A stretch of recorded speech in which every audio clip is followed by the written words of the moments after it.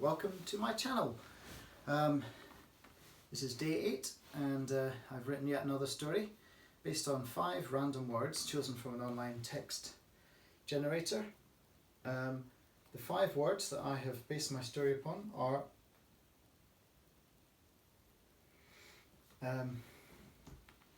okay, I'm not going to preamble too much on this one, just to say that if you do like the story, please at the end of it give us a like or a share or maybe even subscribe, and then I'll keep being able to keep doing this and it will seem worthwhile.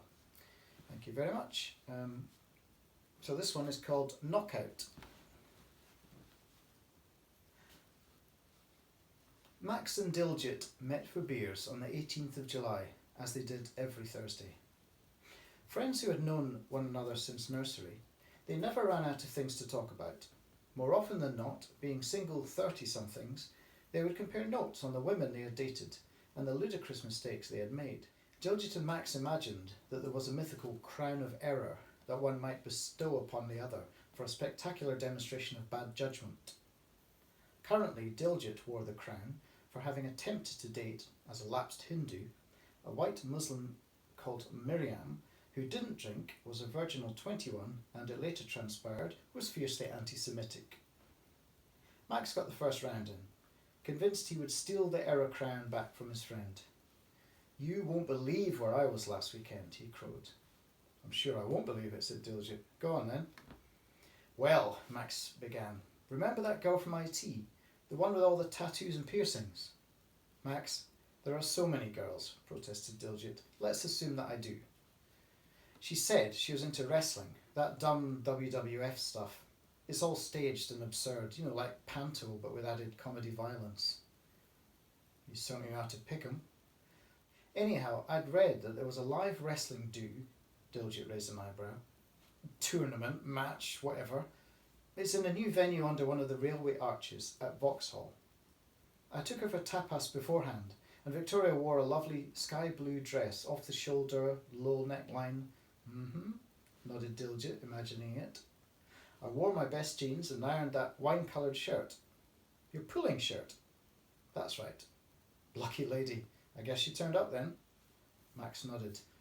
"That's half the battle won, frankly, I thought, as we queued up. She looked gorgeous and was wearing silver heels, which she never wears in the office." "So what went wrong?" "Nothing went wrong. I flashed my priority tickets and we were shown straight through. I got seats in the middle of the 3rd row, only I'd made a minor mistake." "You Goldberged it?" "I do wish you wouldn't call it that, but yes, I may have neglected to read the blurb on the flyer." "Uh-oh." "I thought, this crowd is really wrong. Wrestling draws a wide audience, even kids and middle-aged folk. This was all shaven-headed blokes and tarty women with even more tramp stamps than Vicky." "Oh, it's Vicky now, is it?" "Actually, no, it's back to Victoria now, but that's jumping ahead. I realise I've accidentally booked cage fighting tickets. Heats for the Ultimate Cage Warrior or something." "Ah, what made you twig other than the audience?" Dilgit asked. "Probably the bloody great cage standing in the middle of the ring." Victoria just stared as if to say, "What kind of wrestling is this?" A moment later the lights dimmed and we were straight into it. I thought, at the very least it's going to be spectacular. "Was it?" Max nodded. Small, wiry, Eastern European looking guy comes out, washboard stomach, biceps like grapefruit. He's facing off against a Nigerian man mountain in lycra, with an attitude like Mike Tyson on a really pissed off day. This man's attitude brooked no contradiction, if you get my drift. Big fella basically tries to push the diminutive pole through the bars of the cage like steak through a mincer. The little guy's signature move seems to be uppercutting his opponent in the balls, which must be encased in steel or something because the giant doesn't flinch. Ouch! It's visceral stuff, especially when the little guy headbutts the giant across the nose and you hear it crack and the big guy cries out, but doesn't stop attacking.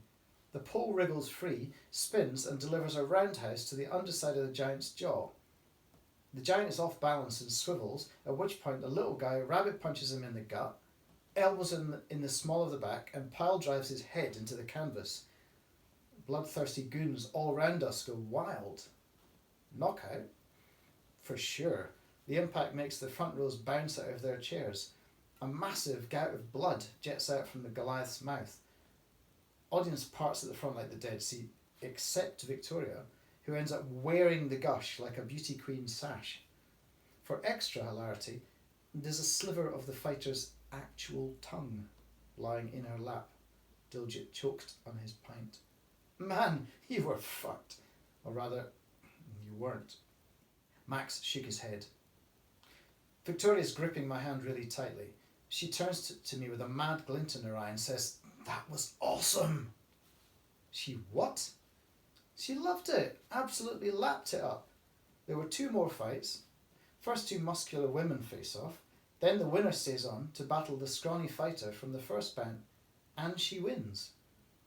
Sounds like you had a great night. We really did. Once we'd stopped off at mine for the proverbial coffee, things got even better. Hooray! Wait a minute. You said you were taking back the Error Crown. Going on a successful first date, then getting lucky, doesn't win you the crown. Listen, the following morning, I was loved up and still drunk, and I told Victoria, Victoria, not Vicky. She hates contractions. I told her I'd do anything she wanted. She leans in close and tells me that she's always had a fantasy I can help her fulfill. Dilgit was all ears. To cut a long story short, we head to Camden and, well, you know, I've often said I need a PA. Don't we all, mate? I have to schedule all my own meetings. Max laughed. Then without warning, he unzipped his jeans and showed his friend the real reason he would be taking back the Error Crown that night. Dilgit was aghast. Man, what is that? Max did a mock bow and buttoned himself up again. Well, I did tell you she was into piercings. So I hoped you enjoyed that little tale of dates gone wrong or right, depending on how you see it.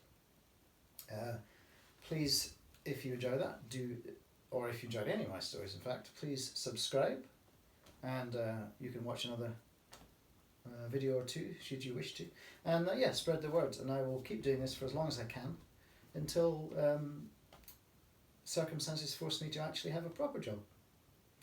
Thanks.